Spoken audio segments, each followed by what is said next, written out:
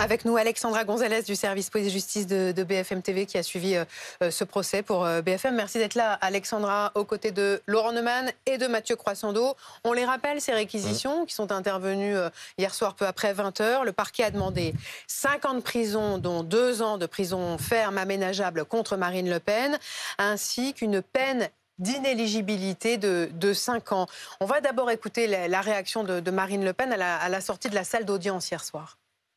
Je pense, encore une fois, une des parties qui démontre une volonté du parquet qui est celle, en réalité, de me priver, et même de priver les Français, disons, de la capacité de voter pour qui ils souhaitent. En fait, c'est ça, l'objectif, c'est ça. On sent bien que tout ça avait peu d'intérêt pour le parquet. La seule chose qui intéressait le parquet, c'était Marine Le Pen. Voilà, Marine Le Pen, pour pouvoir demander, encore une fois, son exclusion de la vie politique, avec exécution provisoire, et puis le Rassemblement national pour pouvoir ruiner le parti. On a bien compris cela, en tout cas moi j'ai bien compris cela. Ce que j'espère, c'est que le tribunal ne suivra pas. Alexandra, pour bien comprendre de ce dont on parle, je voudrais qu'on reprenne les arguments du ou des procureurs. Il y en avait 2 au sujet, par exemple, d'un des emplois fictifs. J'ai choisi celui de Thierry Légier. Thierry Légier, c'est le garde du corps de Marine Le Pen, qu'on voit toujours dans l'ombre de Madame Le Pen. Alors, que dit l'une des procureurs? Elle dit, on est sur un emploi fictif. Certes, ce monsieur a beaucoup travaillé, peut-être tous les jours, mais cette tâche n'était pas financée par la personne qui profitait de son travail, mais par le Parlement européen. Et on est ici, ajoute-t-il, sur un détournement de fonds publics. De quelle somme globale on parle ? Alors, au global, les procureurs ont rappelé hier qu'on parle d'un détournement de fonds publics qui avoisine les 4,3 millions d'euros. Une très légère partie a été remboursée déjà par le RN, 338 000 euros. Et concrètement, de quoi on parle lorsqu'on parle d'emploi fictif ? En réalité, en mars 2015, le Parlement européen s'est rendu compte qu'il versait tous les mois de l'argent au RN, qui était à l'époque le Front National, pour salarier les assistants parlementaires de tous les eurodéputés. Et ils se sont rendus compte que ces salaires servaient en réalité non pas à rémunérer des tâches exécutées pour le Parlement européen, mais des tâches exécutées pour le parti. Et vous citiez l'exemple de Thierry Légier. Eh bien oui, Thierry Légier était considéré comme un assistant parlementaire sur le contrat. Et en réalité, d'après l'accusation et d'après ce qui a été dit hier, il était garde du corps. Ce n'est pas une tâche d'assistant parlementaire. Donc l'argent qui servait à le salarié, qui était versé par l'Europe, c'est du détournement de fonds publics. C'est ce qu'ont dit hier les procureurs. On va citer d'ailleurs certains termes employés par les procureurs hier soir. La procureure dit « Une machine de guerre a été montée et mise en place pour détourner les montants jusqu'à la dernière miette. » Et elle affirme qu'il y avait un système. Oui, en fait, et Marine Le Pen serait à l'origine de ce système qui s'est renforcé. Je cite les mots du procureur. Ça devient systémique, systématique, organisé lorsque Marine Le Pen reprend la main. Tout est fait pour ne pas perdre une seule miette des financements européens qui sont versés. Le moindre euro est réutilisé et est utilisé pour pouvoir rémunérer des gens du parti. Et donc pour le parti, pour économiser de l'argent. Puisque les salaires n'étant pas versés par le parti, mais par le Parlement européen, eh bien, pour le parti, c'était une somme considérable économisée. Laurent, est-ce que cette description des faits est contestée par Marine Le Pen et les gens du Rassemblement national? Alors, il faut être précis, les faits ne sont plus contestés. Ce qui est contesté, c'est leur interprétation. C'est-à-dire qu'elle dit, au fond, quand on travaille pour un député européen, qu'il travaille au quotidien pour son travail à Strasbourg ou à Bruxelles, ou qu'il travaille à Paris ou ailleurs, en fait, il travaille tout le temps politiquement pour un parti politique. C'est son interprétation.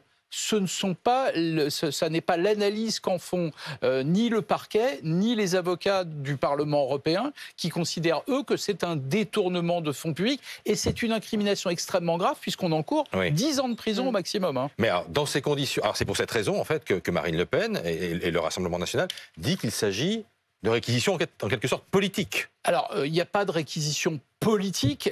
Cet argument-là, il est employé par tous les responsables politiques qui se retrouvent pris dans la machine judiciaire. C'était vrai pour l'affaire Fillon, par exemple, l'affaire Balkany. C'est vrai à chaque fois, on dit c'est politique. La vérité, c'est que l'incrimination est grave et que là, pour le moment, Marine Le Pen, elle est présumée innocente. Ce sont des réquisitions. Ça n'est pas la décision du tribunal. Il y a beaucoup de preuves, pour le coup, qui ont été amenées pendant ces débats, qui ont montré par des mails, par des choses, des assistants parlementaires qui ne connaissaient pas, ou très peu, l'eurodéputé pour qui ils étaient censés travailler, par exemple. Alors voilà la perception qu'ont les électeurs du Rassemblement national.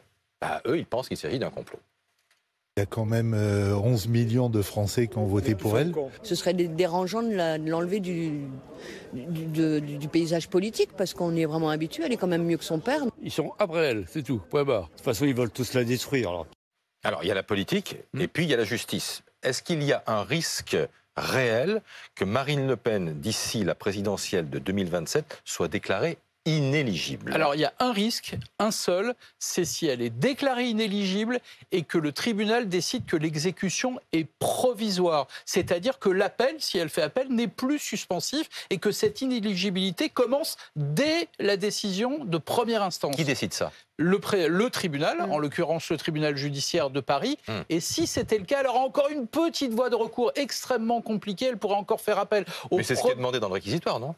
C'est ce que demande le parquet. Exécution provisoire. C'est pas forcément ce que le tribunal décidera. Et si tel était le cas, elle pourrait encore se retourner vers le premier président du tribunal pour faire relever la peine et la faire annuler. C'est peut-être juste une question de procédure, mais est-ce que quand on est sous le coup d'une peine d'inéligibilité, on a interdiction de se présenter à une élection? La réponse est oui, si l'exécution est provisoire. Tant que toutes les voies de recours n'ont pas été épuisées. Avec les délais, l'appel, la Cour de cassation et même peut-être encore d'autres voies de recours au niveau européen, ça nous ferait passer bien au-delà de l'élection présidentielle de 2027. Donc Marine Le Pen pourrait se prononcer, sauf, je le répète, si l'exécution est provisoire, donc immédiate, elle s'applique tout de suite. Je voudrais que vous... J'ajoute juste un point. Si cette peine est prononcée en janvier, on pense que ce sera en janvier le délibéré, si elle est prononcée avec exécution provisoire, il y a une déchéance aussi immédiate des mandats locaux. Mais en revanche, elle pourra rester députée. Elle perdra immédiatement son mandat de conseillère régionale. Ça peut concerner par exemple des élus comme Louis Alliot, le maire de Perpignan, qui pourrait être visé aussi par une peine d'inéligibilité et lui perdre sa mairie, alors que les parlementaires, les députés, Julien Audoul, Marine Le Pen, conserveraient leur mandat. Mathieu, je voudrais que vous nous expliquiez le sens de la réaction de Gérald Darmanin. Voilà ce qu'il dit. Ancien ministre de l'Intérieur. Combattre Mme Le Pen se fait dans les urnes, pas ailleurs. Si le tribunal juge qu'elle doit être condamnée, elle ne peut l'être électoralement sans l'expression du peuple. Et l'ancien ministre de l'Intérieur appelle à ne pas creuser davantage la différence entre les élites et l'immense majorité de nos concitoyens. Pourquoi cette réaction?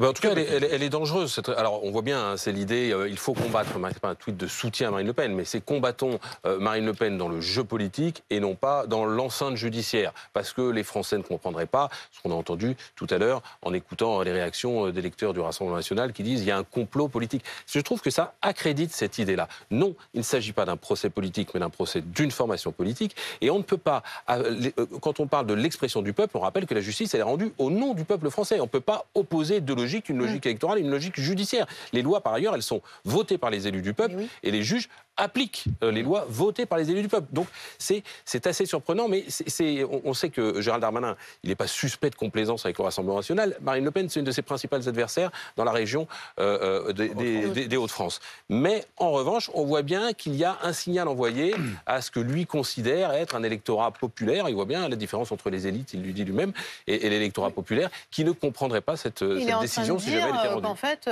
il est contre les peines d'inéligibilité, en fait. Oui, globalement, il est en train de dire ça, et puis il est en train de saper l'autorité de l'institution judiciaire, parce qu'on ne peut pas demander le respect des décisions de justice, et en même temps, quand c'est des politiques... Alors, attendez, juste un mot. Quand un médecin est condamné et qu'on lui interdit d'exercer son métier et que l'exécution est provisoire, ça ne choque personne.